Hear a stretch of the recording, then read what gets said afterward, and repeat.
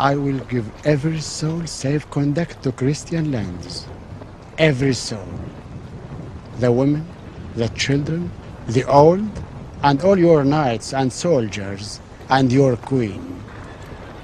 Your king, such as he is, I leave to you, and what God will make of him. No one will be harmed.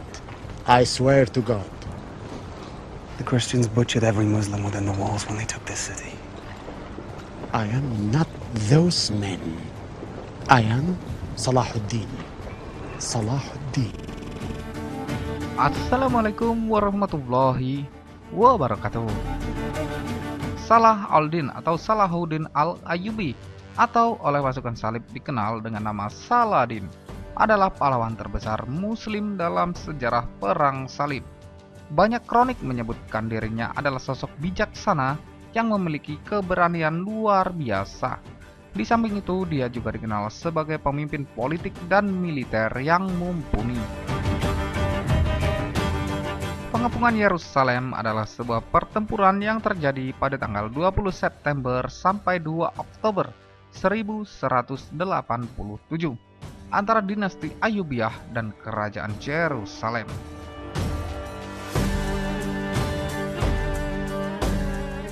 Pertempuran ini menyebabkan Yerusalem direbut kembali dari tangan tentara salib oleh Salahuddin al-Ayyubi dan kehancuran kerajaan Yerusalem.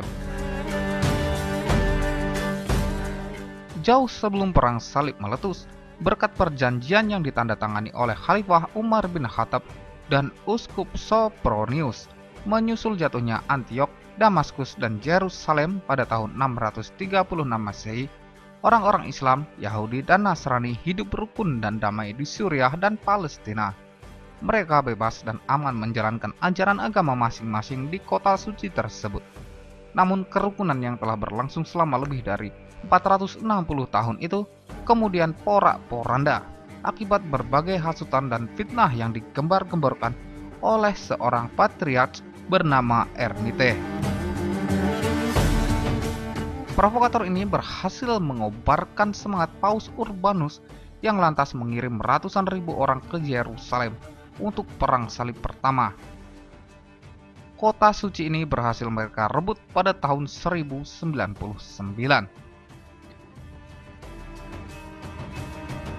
Menyadari betapa pentingnya kedudukan Baitul Maqdis bagi umat Islam dan mendengar kezaliman orang-orang di sana, serta jatuhnya beberapa wilayah kekuasaan Islam ke tangan kaum salib, membangkitkan kesadaran umat Islam untuk menghimpun kekuatan untuk menghadapi mereka.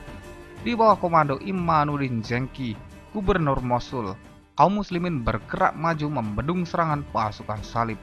Namun Imanuddin Zenki wafat sebelum dapat mencapai tanah suci. Lalu perjuangan beliau diteruskan oleh Salahuddin al-Ayyubi. Betapa hebatnya Salahuddin ketika berhasil menyatukan umat Islam yang terpecah belah.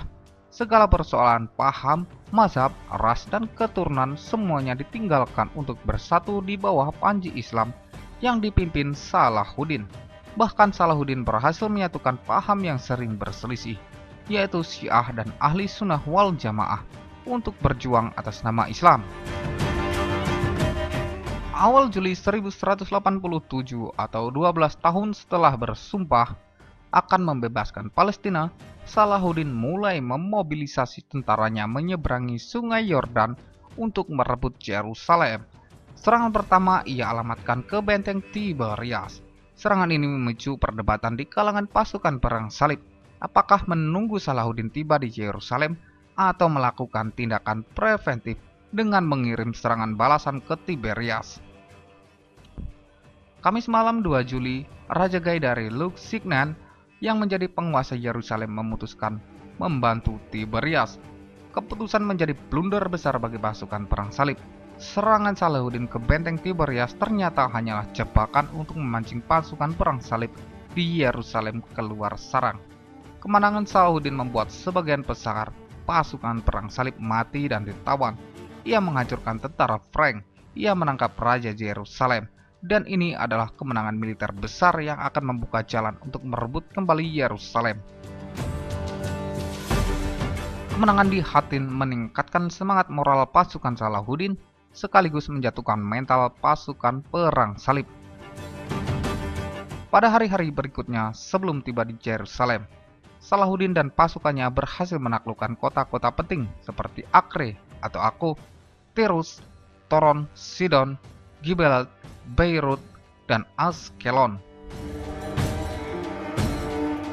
Minggu 20 September 1187, Salahuddin dan pasukannya tiba di Yerusalem.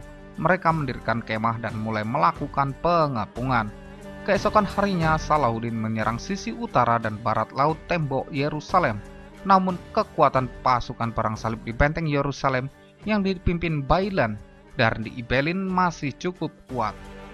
Perlawanan sengit membuat Salahuddin mengendurkan serangan. Pada 29 September, Salahuddin akhirnya berhasil merobohkan dinding benteng. Akhirnya pasukan salib tidak mampu menghadapi pasukan Islam, maka mereka terpaksa mengajukan permintaan damai.